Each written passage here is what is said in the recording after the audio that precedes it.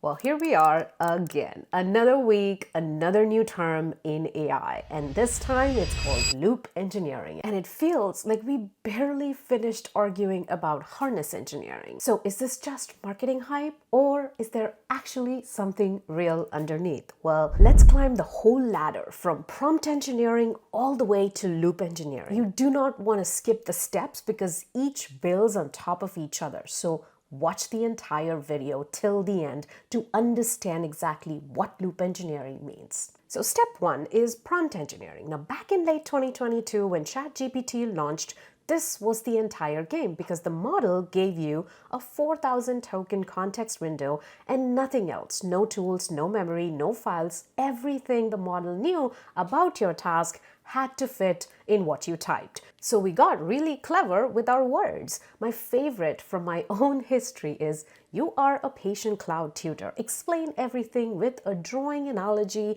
and never use jargons without defining them. That one sentence changes everything that the model does next. So now, context engineering. Prompt engineering makes sense. So why did we even need context engineering? Well, here's the symptom that we've all felt. You ask the model about something recent. Let's say, what did NVIDIA announce at GTC this year? And it confidently gives you the last year's keynote. Or you paste in half your code base and it really forgets the first half by the time it reads the second. The mechanism here is that your prompt lives inside a context window and a static prompt only fills it with what you thought to include. The fix was letting the agent fill its own context, searching for the web, reading files, calling tools. MCP shipped in late 2024 and it turned into a standard. And suddenly, agents could pull from drives, databases, your APIs, and by mid-2025, when Karapati said, context engineering out loud, tools like Klein and Cursor were already doing that for a year. Now, the practice predates the term itself. Now, remember that it matters later. Context engineering makes sense. So why do we need harness engineering? So there's no inherent flaw here. It's just a limitation. Here's a symptom. You hand an agent a big job, and after about 10 minutes, it comes back with something half finished. Buttons that don't click, tests it claimed passed but never ran. I hit this constantly when I asked Claude Code to migrate an entire blog site for me, dozens of pages, a CMS, styling, as it goes. Now, the mechanism here is long tasks need context than the window can actually hold. So the agent summarizes its own work as it goes. And summarization is leaky. Every compression drops detail and the agent starts believing tasks are done that never were done. And the fix had to live outside the context window, an external system that breaks that job into task lists, tracks states, and then feeds the agent one stable chunk at a time. That's harness. Now, Claude Code is essentially a harness with a model inside it. The to-do list, the file tracking, the plan mode. Anthropic's own engineering posts in late 2025 put the word on something builders had been duct taping together all the year. Now, you might have noticed a pattern hiding in all of this. Every step is a loop. Context engineering is a loop. The agent calls tools after tools until it decides that it has enough to answer. The harness is a loop. Work the task list item after item until the checklist is empty.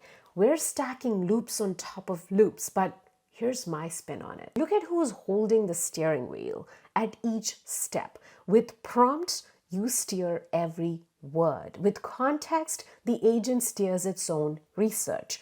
With the harness, it steers its own execution. Except for one thing. In every version so far, the ignition is still human. Someone still has to sit there and type the prompt. So what if there were a loop around that, a scaffolding where the agent prompts itself? That's the heart of loop engineering. And I know what you're thinking. Is there ever an end to this? So who actually made this term explode? loop engineering caught fire after Boris Cherny, who built Claude Code, and Peter Steinberger, who built OpenClaw, both posted about it and it went viral. And Andrew Ng gave the clearest map of loop engineering that I have seen on the internet. It's not one loop, it's actually 3 nested loops running in 3 different speeds. So the fastest is the agentic coding loop. An agent writes code, it tests it, checks its own work in a browser, and then keeps iterating, bug-free or bust, with 0 human in the middle. That loop closes in minutes. It's fast. Next is the developer feedback loop. A human looks at what got built and then steers it, updates the specs, catches the thing only a human would catch, makes the call on what the product should even be. That loop is a little bit slower and takes hours. And the slowest is the external feedback loop. Real users, alpha testers, A/B tests, feedback that takes days, sometimes weeks to come back. Now here's the important part. Each loop feeds one above it. So feedback loop reshapes the developer's vision. That vision reshapes the spec, and the spec is exactly what the coding agent iterates against next time around. And notice that maps straight onto the ladder that we just built. The fastest loop, the agentic coding one, is our context and harness steps running at the high speed with nobody watching. What actually went viral wasn't the new idea down there. It was Andrew Ng naming the 2 slower loops sitting above it, the ones where a human is still very much in the loop.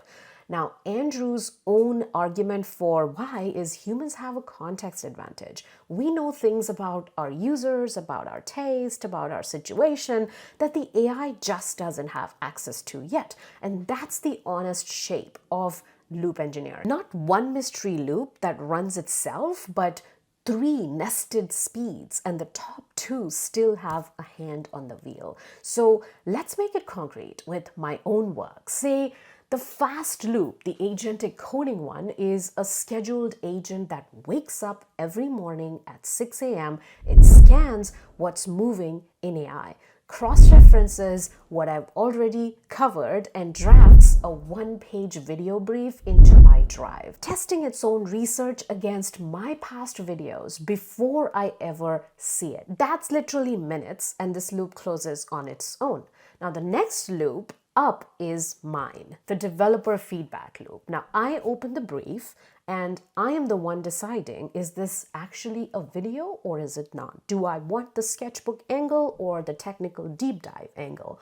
That's hours, not minutes. And it's the one part of this an agent genuinely can't do for me. It doesn't have my context advantage on what my audience actually wants this week. And the slowest loop is the comment section and the view through rate once the video is actually live. Days of real signal on whether the angle landed, feeding back into what the brief is and the agent to research next. So where does all this land? Well, honestly, loop engineering full potential is still somewhat theoretical, mostly in that top slowest loop.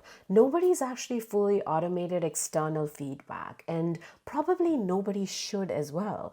My morning brief pipeline is the fast loop, and it's plausible today. And here's the part that gets lost in all of this buzzword fatigue. None of the lower steps actually go away. Peek under any of these systems and there's still a carefully written prompt at the very center of all this. It's just a smaller component of a bigger whole. Now, loop engineering doesn't deprecate the harness. The harness doesn't deprecate context, and context doesn't deprecate the prompt itself. It's agents growing in scope and us one step at a time, learning how far we are willing to hand over that wheel and where we still won't want to hand it over. With that, thanks for watching, and I know you will really enjoy my video on RAG and fine-tuning here. I'll see you there.